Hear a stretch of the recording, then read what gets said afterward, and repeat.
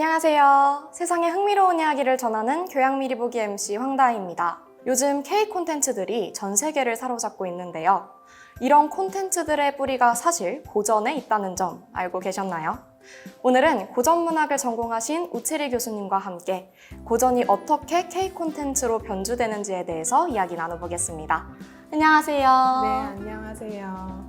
저는 고전문학과 동아시아의 번역을 전공하고 있는 우채리라고 합니다. 오늘 초대해 주셔서 정말 감사합니다. 반갑습니다. 교수님 요즘은 어떤 콘텐츠 보고 계신가요? 저는 어젯밤에는 피지컬 아시아 보고 잤어요. 어떤 내용이에요? 여러 국가의 사람들이 팀을 이루어서 체력 대항전을 하는 내용입니다. 이런 교수님께서 즐기는 콘텐츠도 고전의 원형에 있다는 사실이 되게 흥미로운데요. 그러면 먼저 고전 콘텐츠라는 개념은 어떤 개념인가요? 고전 콘텐츠는 간단히 말하면 고전을 활용한 문화 콘텐츠라고 말을 할 수가 있을 것 같습니다. 근현대 이전에 있었던 여러 가지 문학, 사상, 철학, 미학을 적극적으로 활용하거나 충실히 재현하려고 하는 영화, 드라마, 웹소설, 웹툰 이런 것도 다 포함이 되고요. K-팝 아이돌들의 뮤직비디오, 가사, 앨범 컨셉, 그리고 무대 의상 이런 것까지 다 문화 콘텐츠 그리고 고전 콘텐츠라고 얘기를 할 수 있을 것 같습니다. 고전의 콘텐츠가 생각보다 범위가 엄청 넓네요. 네.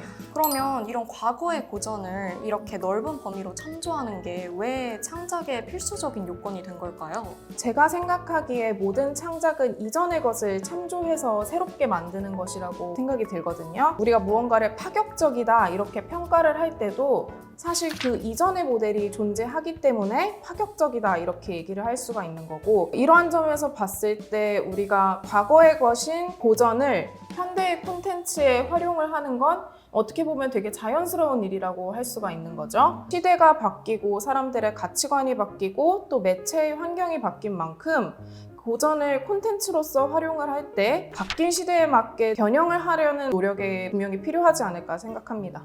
그쵸. 과거에 보던 콘텐츠랑 지금 현재 보는 콘텐츠도 분명히 차이점이 있는 것 같은데요. 이전의 고전과 그리고 문화 콘텐츠, 오늘날의 고전 콘텐츠 사이에는 분명히 차이점도 존재하지만 저는 유사점도 있다는 점을 좀 강조를 해보고 싶은데요. 제가 생각하기에 고전, 그 중에서도 특히 고전 소설과 문화 콘텐츠 사이에는 4가지 공통 속성이 있다고 말씀을 드릴 수가 있을 것 같아요. 구체적으로 얘기를 해보자면 대중성, 환상성, 집단 창작, 그리고 구술성 이렇게 얘기해 볼 수 있을 것 같습니다. 그럼 고전이 대중성을 가졌다는 건 흥행하는 OTT에서도 엄청난 성공의 조건이 될 것 같아요.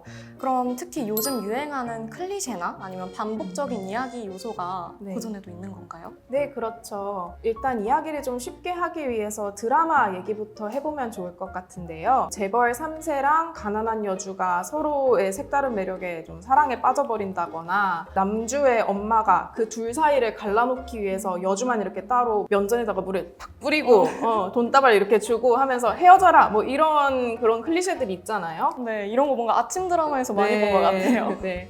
사람들은 예상 가능한 전개에서 안정감을 느끼는 경향이 있기 때문에 어느 정도의 클리셰가 반복적으로 활용이 되는 거는 대중서사에서 필연적일 수밖에 없는 것이고요. 말 그대로 뇌를 빼고 볼 수 있는 작품이 오히려 대중서사로서는 매력도가 있다 이렇게 말을 할 수도 있겠죠. 예상 가능할 수 있는 장면을 통해서 굳이 추론하지 않고서 편하게 볼 수 있게끔 만드는 거군요. 네. 근데 이런 클리셰는 고전 소설에서도 되게 많이 봤던 것 같아요. 네, 고전 소설에서도 마찬가지로 이런 클리셰들이 굉장히 많이 등장을 하는데 제가 한번 예를 들어볼게요. 차은우처럼 엄청 잘생긴 남자가 하나 있다고 생각을 해봅시다. 본인이 너무 외모가 잘났는데 이걸 나만 몰라. 이 남자는 항상 이제 책방에서 글만 읽고 공부만 하는 거예요. 그러다 보니까 장원급제도 하고 높은 벼슬에도 올라가고 인생이 탄탄대로처럼 갈 것만 같았죠. 근데 이야기가 보통 여기서 끝나지 않죠? 이야기는 이제 시대의 혼란 속으로 들어가게 되는데 간신히 들끓고 밖에서는 적이 쳐들어오고 해서 국가의 위기가 생긴 거예요. 근데 마침 이 차은우가 얼굴만 잘생겼던 것이 아니라 무예에도 능했던 것이죠. 그래서 대원수로 나가서 이제 나라의 위기를 구하는 영웅의 일대기라고 간단하게 얘기를 해볼 수가 있을 것 같습니다. 최고의 사람인데요? 네. 근데 이런 건 오히려 반대로 현대 콘텐츠에서 되게 많이 본 것 같아요. 네, 그렇죠. 여러분들께서 잘 아시는 시리즈로 얘기를 해보자면은 킹덤의 이창이 그럴 수가 있고요. 오징어 게임의 성기훈 캐릭터도 네, 영웅이라고도 볼 수가 있을 것 같고요. 옥시부인전의 구더기 캐릭터도 어떻게 보면 영웅이라고 할 수 있을 것 같습니다.